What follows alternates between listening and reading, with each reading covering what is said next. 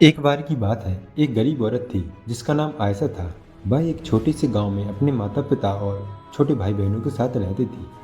उसके पिता एक किसान थे, लेकिन खेत बहुत उपजाऊ नहीं था और वे अक्सर किसी तरह का गुजारा करते थे। आयशा एक बुद्धिमान और जिज्ञासु लड़की थी।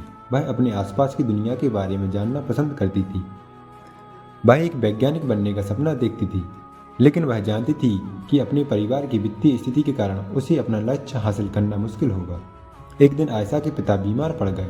वह काम करने में असमर्थ थे और परिवार की आय और भी कम हो गई।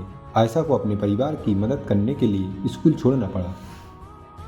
आयशा ने अपने परिवार का समर्थन करने के लिए मेहनत की। उसने घरों की सफाई और खेतों में काम करने जैसे अजीब अजीब काम किए। उसने स्थानीय बाजार में सब्जियां बेचना भी शुरू किया।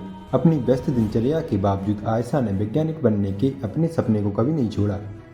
वह देर रात तक पढ़ाई करती थी और स्थानीय पुस्तकालय से किताबें उधार लेती थी।